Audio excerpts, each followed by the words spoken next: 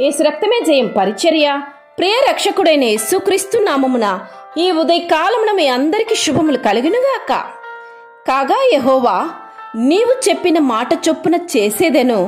నీ మీద నాకు కటాక్షము కలిగినది, నీ పేరును బట్టి నిన్నెరుగుదునని మోషేతో చెప్పగా అని దేవుని వాక్యం సెలవిస్తుంది. నా ప్రియ సహోదరి సహోదరులారా, ఈ వాక్యం మనం ధ్యానించినట్లయితే అలనాడు మోషే చేసిన ప్రార్థనను బట్టి దేవుని కటాక్షము ఇజ్రాయేలుకు కలిగినది. దేవుడు తన కటాక్షము ద్వారా మోషే మనవి విన్నాడు, ఇజ్రాయేలును క్షమించాడు, వారిని శిక్షించక వారికి మేలు చేసి ముందుకు నడిపించాడు.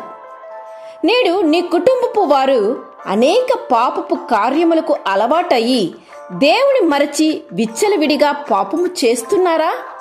అయితే నీవు కూడా మోషే వలె నా కుటుంబమును క్షమించి రక్షించుమని దేవుని వేడుకొని ప్రాధేయపడినట్లయితే దేవుడు తన కటాక్షము ద్వారా నీ మనవి విని నీ కుటుంబాన్ని మార్చి మేలు చేస్తాడు. నా సహోదరి సహోదరులారా, కుటుంబంని గూర్చిన బాధ్యత నీపైనే ఉన్నది. ఒకవేళ నీ భర్త కుటుంబంలో క్రమశిక్షణలో లేకపోతే, లేక నీ భార్య క్రమశిక్షణలో నీ కుటుంబ జీవితాన్ని నడిపించుకున్న దానిగా లేకపోతే, నీవు వారి కొరకు దేవుని చెంత మనవి చేయాలి, ప్రార్థించాలి.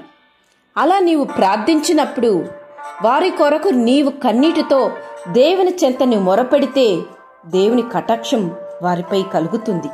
దేవుడు నీ మనవి ఆలకించి వారిని క్రమశిక్షణలో దేవుడు నడిపిస్తారు. మన బిడ్డలు క్షేమంగా ఉండాలన్నా, వారి యవన ప్రాయంలో పాపానికి దాసోహం కాకుండా పరిశుద్ధంగా ఉండాలన్నా, దేవునికి వారు పరిశుద్ధంగా జీవించాలన్నా నీవు వారి కొరకు ప్రార్థించాలి. కన్నీటితో దేవుని చెంత నీవు మొరపెట్టాలి. ఎందుకంటే మీ నిమిత్తం, మీ పిల్లల నిమిత్తం ఏడ్వుడి అని దేవుని వాక్యం సెలవిస్తుంది.